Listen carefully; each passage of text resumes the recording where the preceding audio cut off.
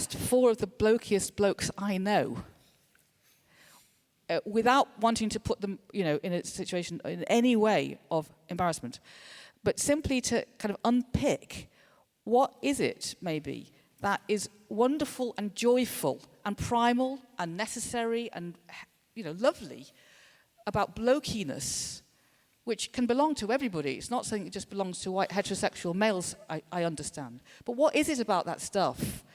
And does it belong to everybody? And is it useful? And how do you separate that from inequality? And other things like that is what I wanted to ask. John McKeown, who is a really key psychotherapist and who has been in practice for many years and who co-wrote the book with Paul Gascoigne about his particular set of dilemmas and issues. Billy Bragg, who you will know, is one of the great spokesperson for equality through music and oratory. Wayne Hemingway, who through his design companies with him and his family have really tried to raise up lots of issues about equality around housing, equality around design, equality around being able to live in a beautiful world that's practical for everyone. And then Nick Hornby, who's written many books that bring to life men's desires, consequences, etc. Not only men's, but beloved by male readers. And recently wrote that wonderful screenplay for an education. I asked them if they would talk about this. I have no idea what you're going to say, but thank you for doing it. Thanks, Jude.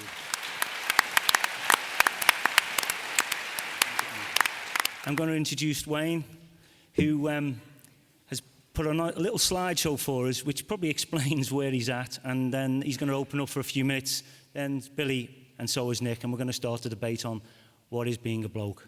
Well, thanks for inviting us, and thanks for coming.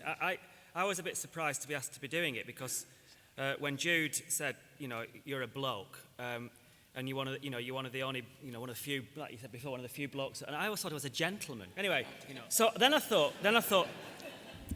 to have to delve into my past and thought, am I a bloke? So, I was thinking about what, if I am a bloke, what made me a bloke? Was it the fact that my mum dressed me up as Tarzan and paraded me up and down Morecambe Front? Was it the fact that, does this really maketh a man? Sticking your son on the boards of the Winter Gardens in Blackburn, in Morecambe, looking absolutely sad as hell. But then I think they started to dress me up, a bit tougher, and maybe that, when I was dressed like a Cray twin, maybe that was the start of it. And then, I was encouraged. When I was young, I did quite a lot of boxing. But then, keep looking back, but there's more pictures of me looking like that. And then when I became a teenager, I'd start to prove myself. Permed hair, posing pouch, and all of that. And that's me when I first came to London, wearing tights. On Camden High Street, but I think I have been a gent most of my life, and this is when I first met Mrs. H, and I chatted her up in the old-fashioned way, and I handed her that. Still got that card that I handed her for a dance on Angel's dance floor in Burnley, and 34 years later, we're still happy, but I'm not sure, and maybe we can touch on this later. I'm not sure, who wears the trousers in this relationship at all. And I suppose the big thing is, can a designer be a bloke? Yeah.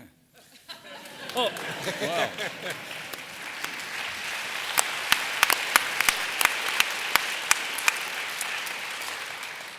Billy, your story. Well, I was here last night for Grayson Perry, my favourite Essex man, and he was brilliant.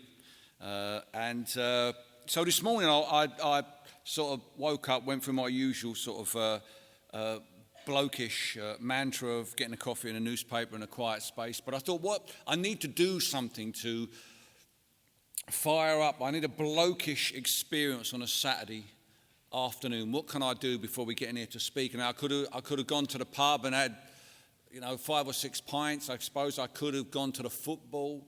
But actually there was a different side of blokishness that was going on very, very close to where we are today, and I went over and had a bit of that, and it was a side of blokishness that's not often discussed.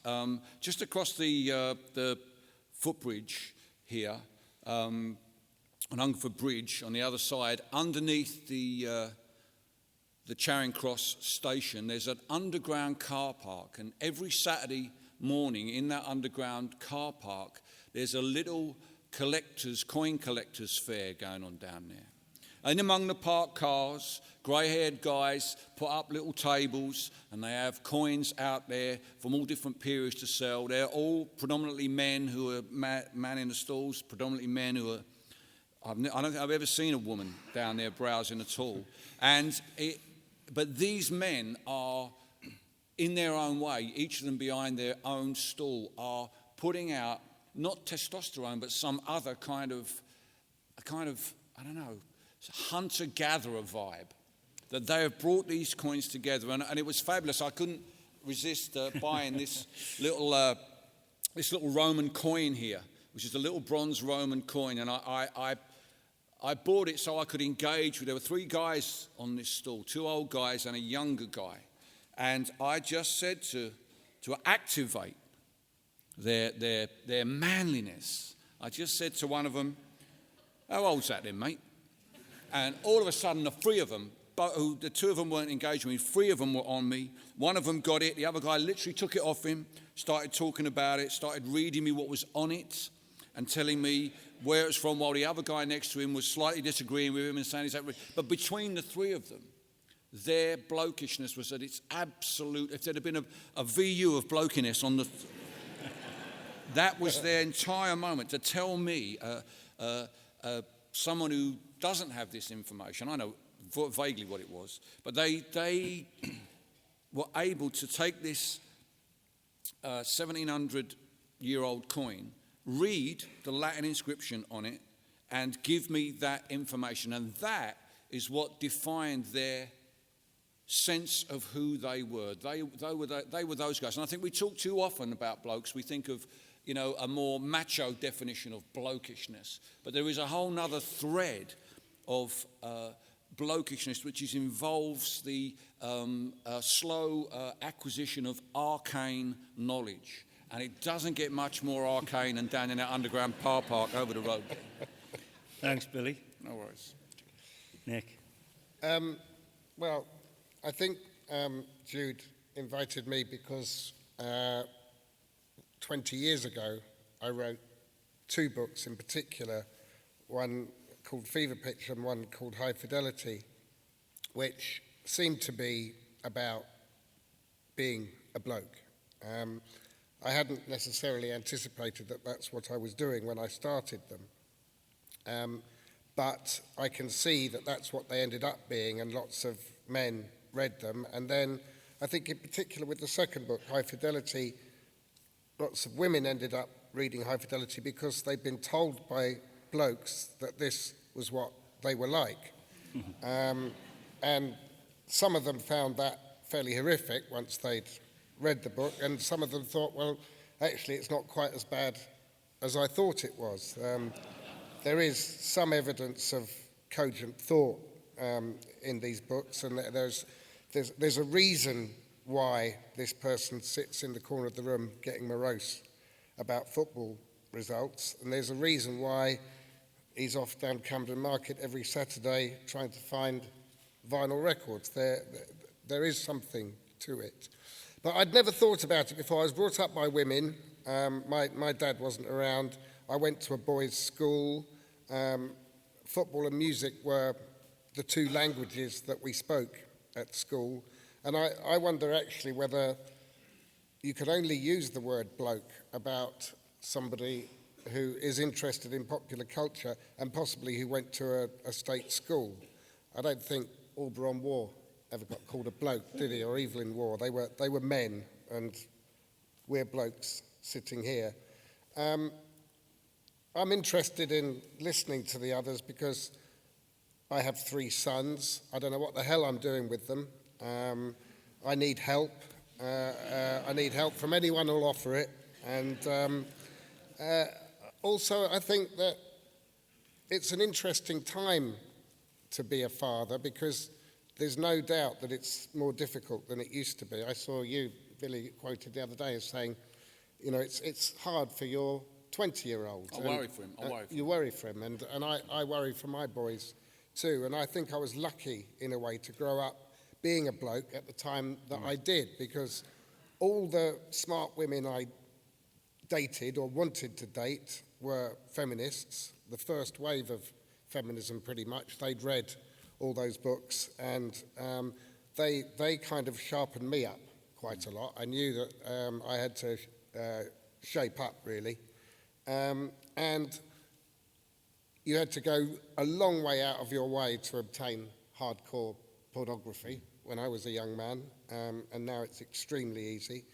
And I didn't have an internet, so I had to do something else other than play games where you shoot people, which is what a lot of my boys do most of the day. So it's a complicated time now. I think it's maybe more complicated than it used to be, and I want to know what the others have to say about it. Right stuff. Great introductions. Thanks. We said downstairs about this session in particular, and the honesty that's been expressed this weekend, and that people, I think in every session I've been in anyway, have gone beyond perhaps what they thought they were going to share, and they've taken that risk, and it's not just about exposing ourselves, but it's about telling the truth. And this whole thing about being a bloke, and if you like, the good, the bad, and the ugly, if I could put it that way. Can we start with the good bits, I suppose, in terms of, you've mentioned football, there's music, there's design. Any thoughts on that? Well, Wayne? I'm going to just quote my youngest lad is just coming up 17, and I was I took him and his mates to they played a sports match this week, and I told them what I was doing this weekend, and obviously they didn't want to come to it for many, many reasons.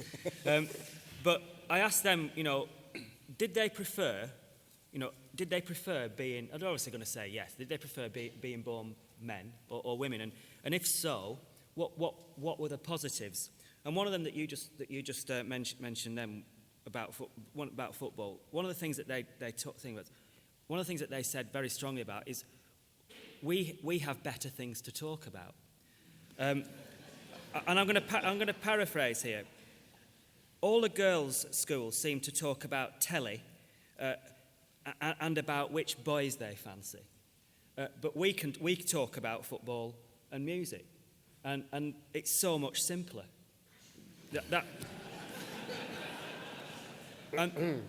And then there was they kept coming up that thing kept coming up about it's really uncomplicated being a man. So I think the opposite of you. They felt that they were lucky. They're bound to say that. You're not going to say, I wish I was born... well, most wouldn't say, I wish I was born a girl. But then they came up with an amazing list. But obvious ones, really. Having a wee was top of it. They can have a wee anywhere, which we do. I mean, isn't it a fantastic thing? You can have a wee anywhere. You're not really going to get, you're not going to get seen that quick. You can get it out and get it back in quickly, can't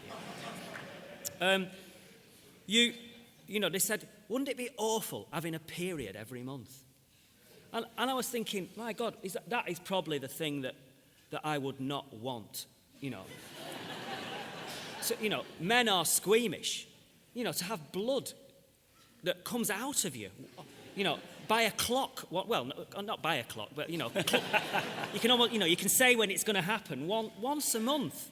That's like, that means you almost want to be ill once a month, don't you? Because of the sight of blood and all that lot. I don't even know what the hell you're talking about, to be honest. When does this happen? Yeah. And why? Pregnancy, I love being a dad, but, oh my God, I'm so pleased that it wasn't me having to go through what my wife's had to go through.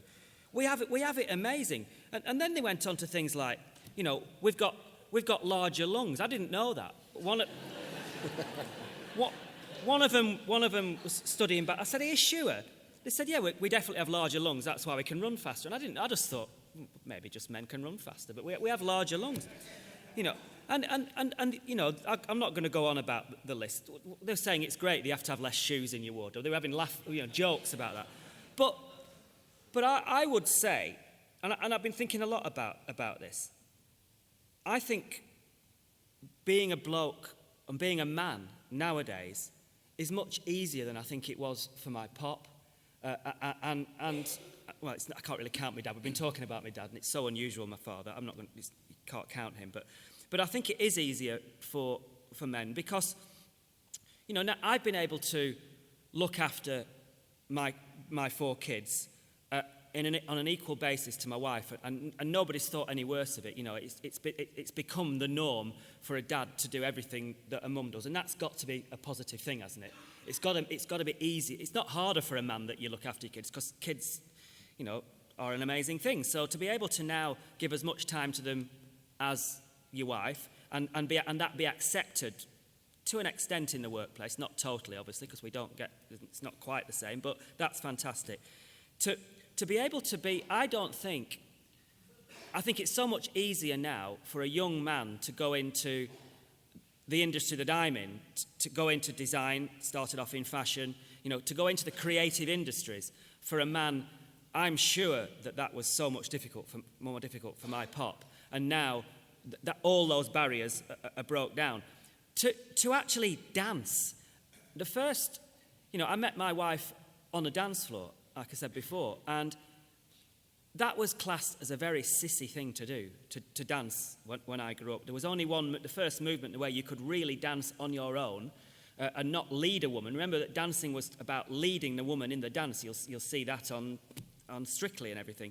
But Northern Soul, which came about in about 1973, was the first time, really, that men danced on their own. And now, you know, you go to any of you that still go to clubs, that are young enough to go to clubs, will know that you might dance near a woman to try and cop off with her, but you dance on your own. You know, you were supposed to.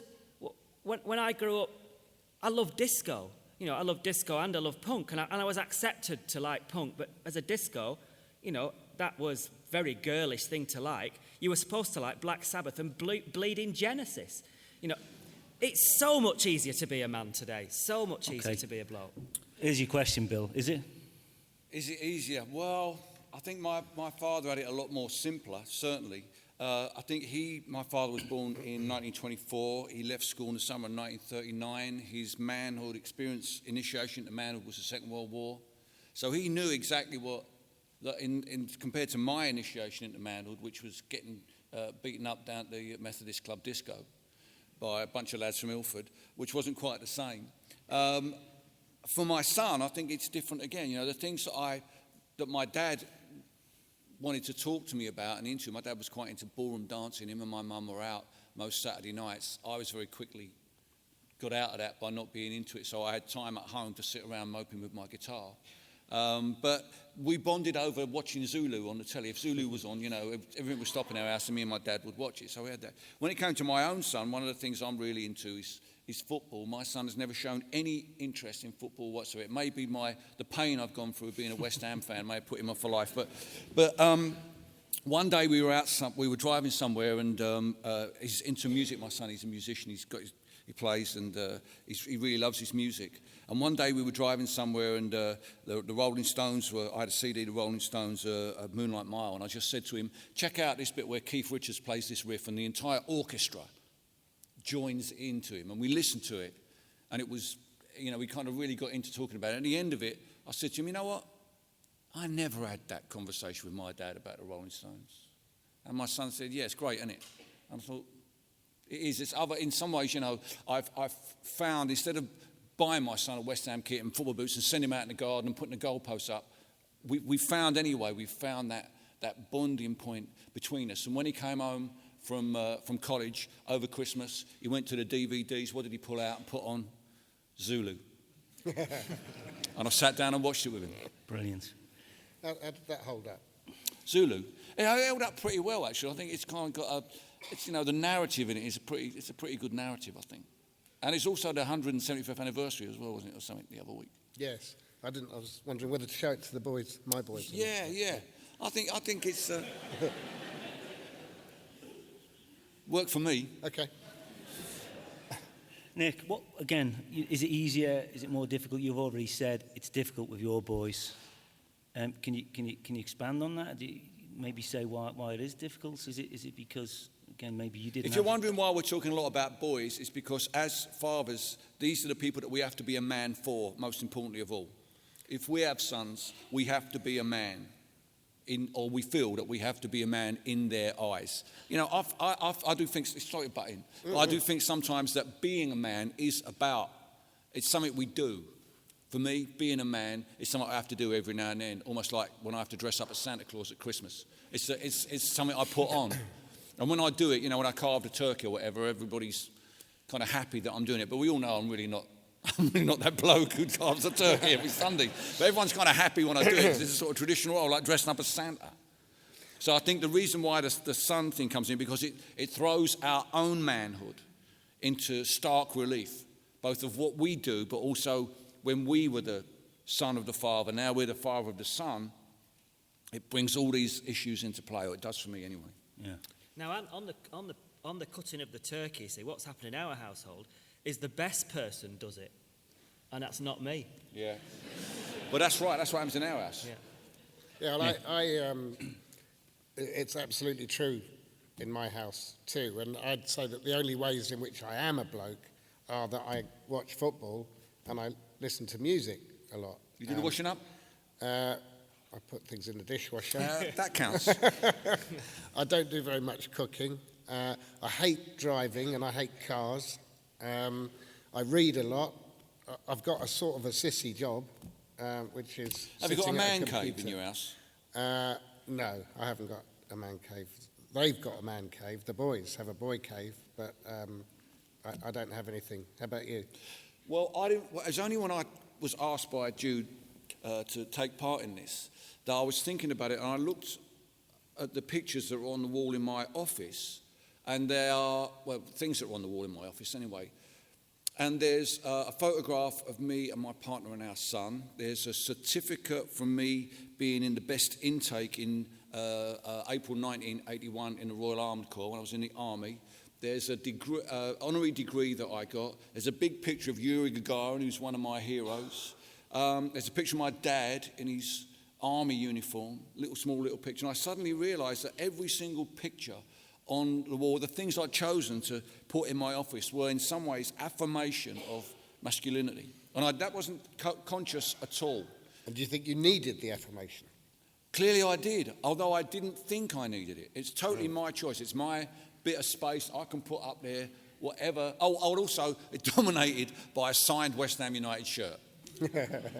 Which team?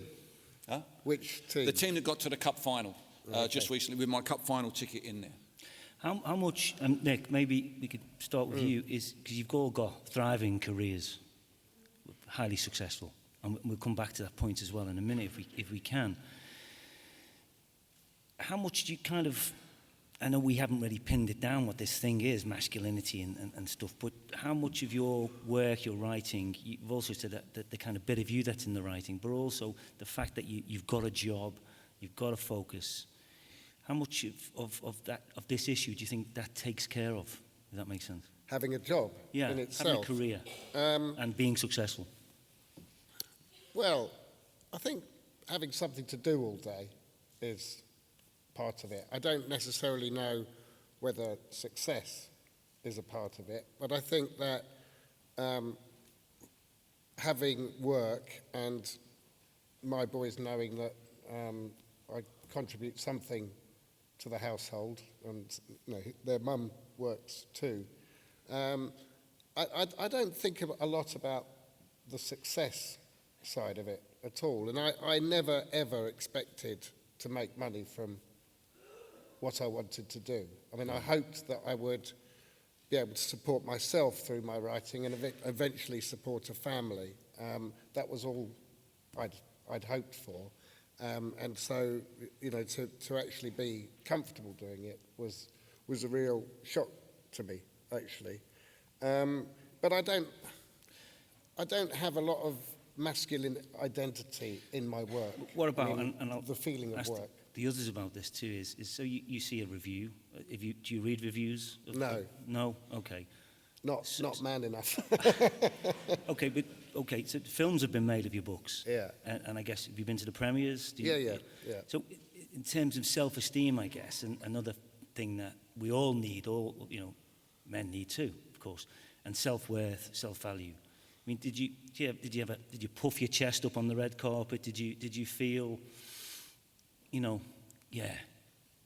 Do you know what I mean? Well, there have been moments, absolutely, where you thought, oh, okay. Well, I ended up thinking, this is great. And the other thing about my job in particular is I spend most of my time on my own, and it's much harder, I think, to maintain self-esteem when you've only got yourself, and you like sort of 11 months of the year, it's me and a computer, and I'm trying to G myself up. And I think that being blocked, when people talk about writer's block, it's because all their confidence has gone, and every sentence they write, it doesn't look like it needs to be written, and it doesn't look any good. So I have frequent collapses of morale during those, whatever it is, 11 and a half months of the year when I'm on my own. And the other 2 weeks are fine, but they don't really count to counteract the rest of the time, actually. Okay.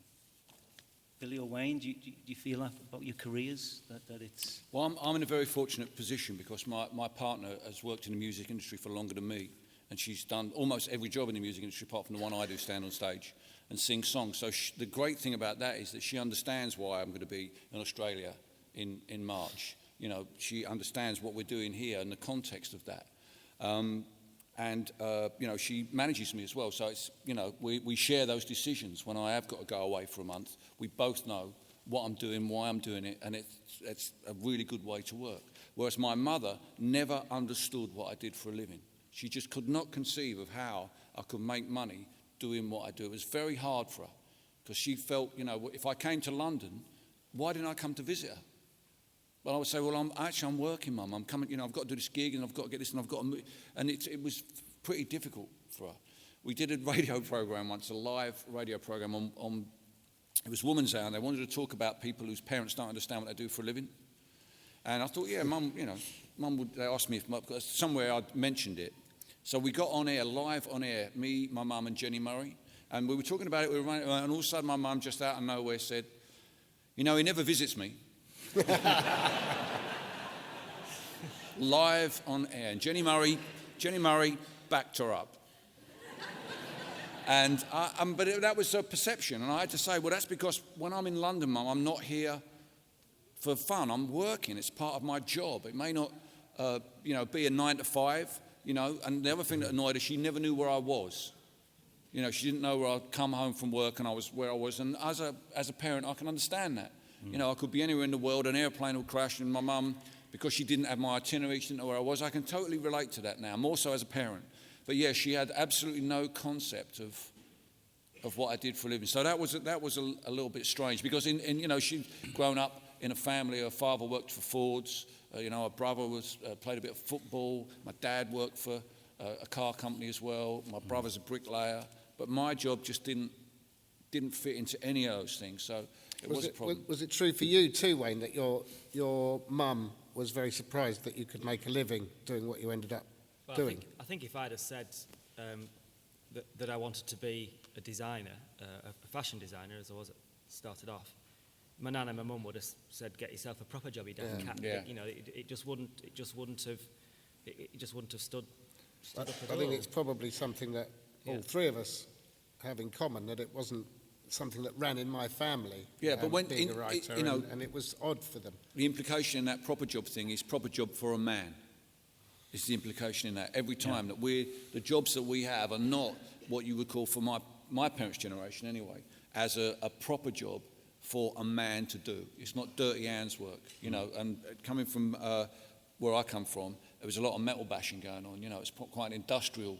That's what I was educated to do, and I do the job I do, so I didn't have to go and work in the car factory. That's the last thing I ever wanted to do. I didn't want any of that. So that's what's implied in the proper job thing, isn't it? Yeah, but as a man, I feel incredibly privileged, to be a father that is successful and bringing home the bacon. That thing still stands, really. I know that Geraldine equally brings home the bacon to our house, but to be able to, one of the things that about when this Being a Man festival, we sat round talking about this with Jude, I don't know, 8-9 months ago about this festival.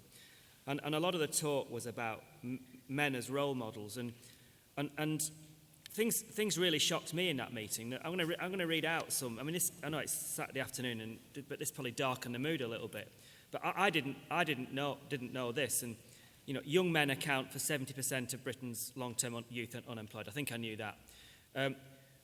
7 out of 10 murder victims are male. I'm surprised at that. 90% of rough sleepers are men. 95% of the prison population. British men are around three times more likely to commit suicide. You know, these figures are pretty significant. And I was thinking, you know, how much of that is the fact that a lot of these people who these horrible things have happened to is because they haven't got fathers who are as privileged as us three.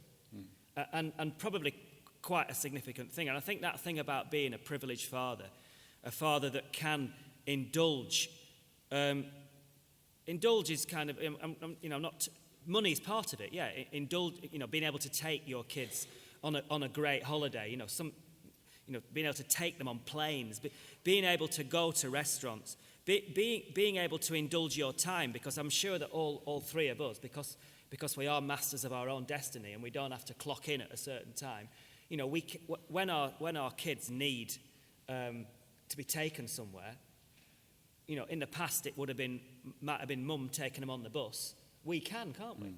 And that is we are so privileged, and that's right. You know, when we were asked, they wanted 3 privileged men on here. We are privileged, and our kids are privileged, and somehow we need to create more men in our position, don't we, who can pass values down. But I think a lot of the people who find themselves in a great deal of difficulty, it turns out that they've had no father at all. It's not a question of a privileged father or not. It's there is no dad around, and we know that does cause problems for an awful lot of young men in Western society, I think. So I think you can undervalue just how much sticking around means. I think you just touched on what you said there, Wayne. I think 90% of parenting is being there. You know, I was in a very fortunate position to be able to build my touring around when my son was off school. And that was hugely valuable, because I had to weigh that up against all those months when I was away and left my partner and my son on their own because I was on the road. You know, at least I knew I would be back there. You got to, because we probably grew up where it was fairly normal for the father to be a remote figure who'd sit in the front room, slippers and pipe, being remote from the family. And I think society has changed, and this is where, coming back to that thing I said at the beginning, the more power, the more equality that women have, the better it is for men as well. Better for society, obviously, but better for men as well, because it starts to release us to be able to be that father that's around.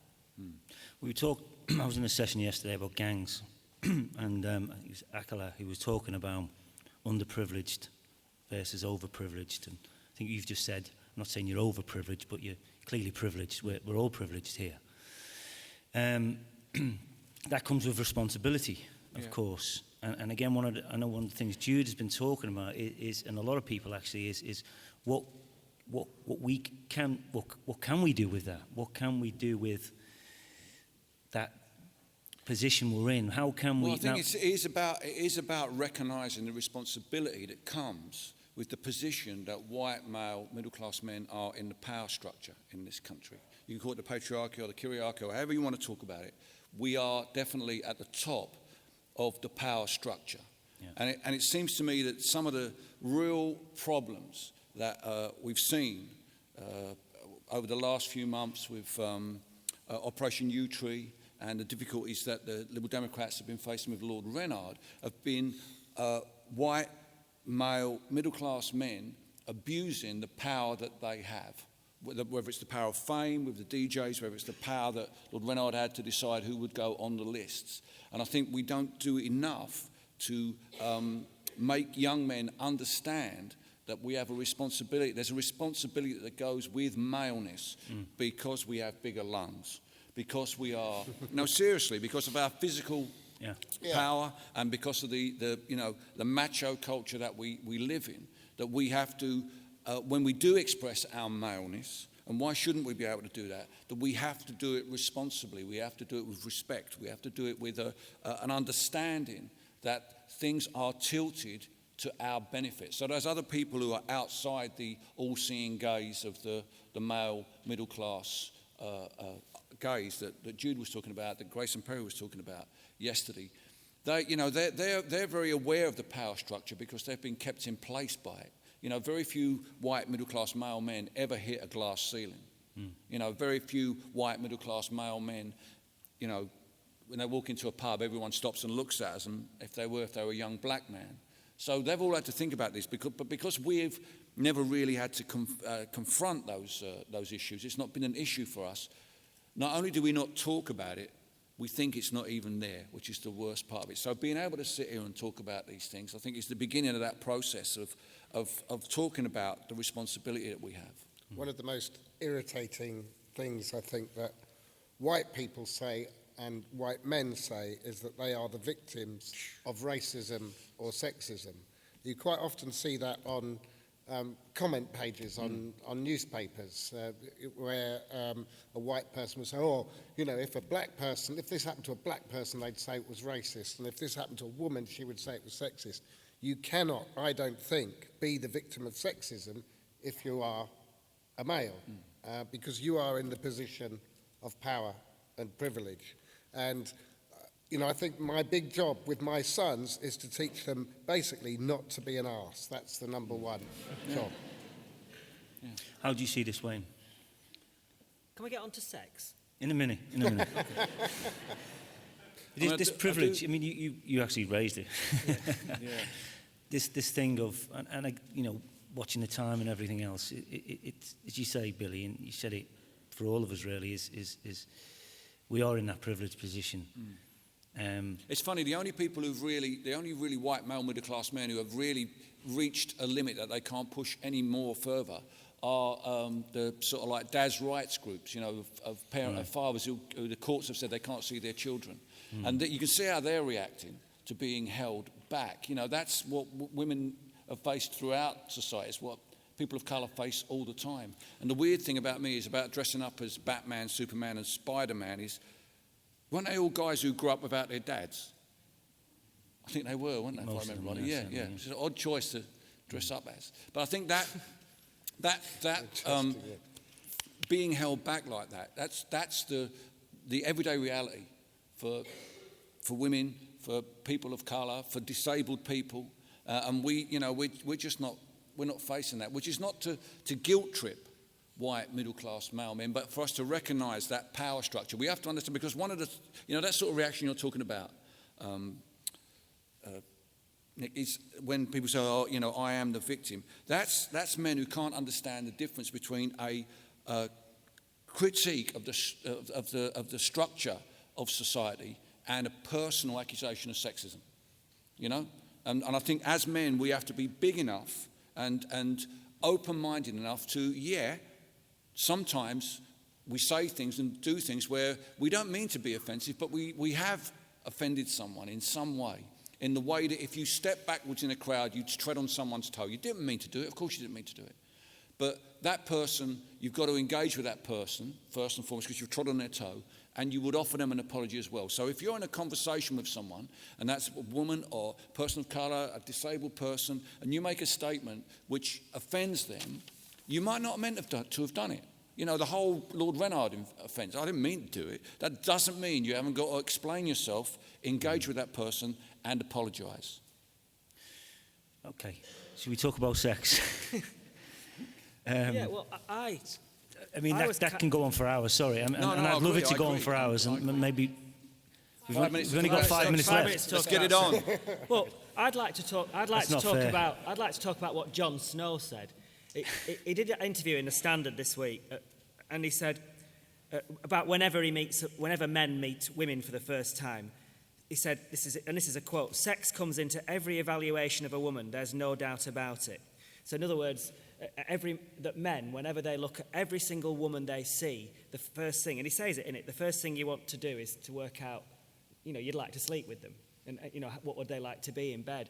And I was thinking, well, you do look at some women and you fancy them and you go, core four in your mind. But I spend most of my time on a tube when I'm looking at women thinking, why has she got that green? Why is she wearing that green? She's got a green blouse on with a red skirt. Red and green seldom seen. But if she kind of darkened it down to maroon, it'd be acceptable. Well, and then you'd sleep with her. And it's not. It's not. Then I'd sleep with her. I'm just thinking. Then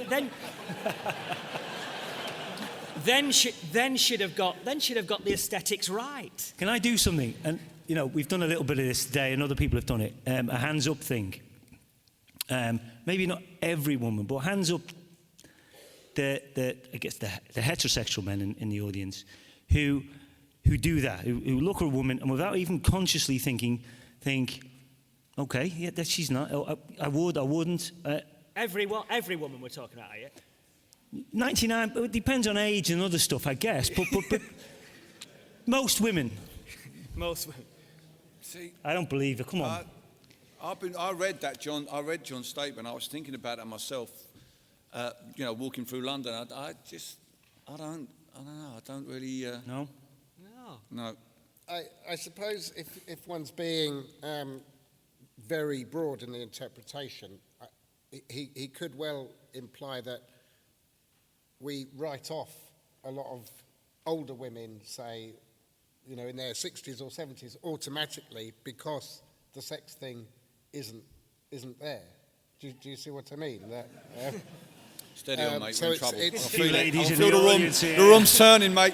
But I think a 35-year-old man who is talking to a 70-year-old woman, the sex thing has come up within a nanosecond, and then he's dismissed it again. And I think that John's right when he talks in that way, that he's talking about men putting women in one of two camps. Okay. I'll sleep with them, I wouldn't sleep with them, automatically. Yeah. I don't know if I agree with him, but I think that's what he means. Okay. Just because we've had the hand signal, what about just a few minutes on how we can take this forward, I guess, or obviously, from what I know of you three, and you've all been influences in my life, actually, in different ways, how can we, what can we do with this? What's next? How can we, even talking to the audience, I guess, how can we make that difference? How can we? Well, I think we've all got to come back next Saturday. I mean, I'd just like to put in a word for the mystique of masturbation. Unfortunately, the paucity of porn, you touched on it, the paucity of porn on the internet, as we're living now in a society where anal sex is standard and pubic hair is dirty and outrageous. I mean, what is that about?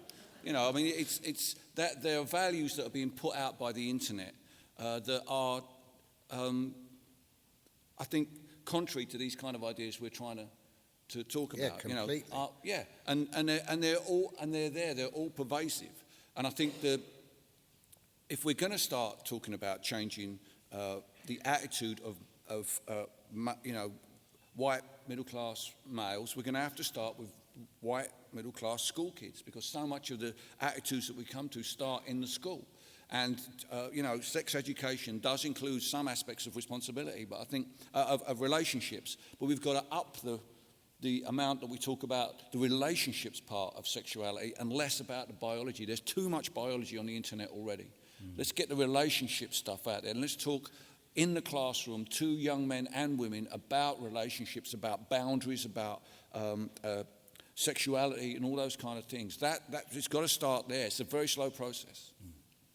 Any thoughts, Wayne? Where do we take it next? Well, I think what I'd like to do next, following on from this, is either at the next Woman of the World festival or the next BAM, Being a Man festival, to have three blokes like us, or if we are blokes, sat with three lasses who are the female equivalent of us, and just see what happens.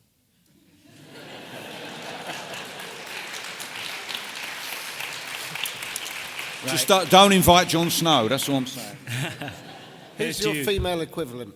Who is our female equivalent? We're in trouble. It's Jude. Look, Here's one Okay, of them. okay. we're all in trouble now. Right, we could talk for a lot longer, but we were supposed to finish at 6. I want to read you Grayson Perry's Bill of Human Rights. Well, actually, Bill of Rights for men. This is what he said last night. We men ask ourselves and others for the following: the right to be vulnerable, the right to be weak, the right to be wrong, the right to be intuitive, the right not to know, the right to be uncertain, the right to be flexible, the right not to be ashamed of any of these things.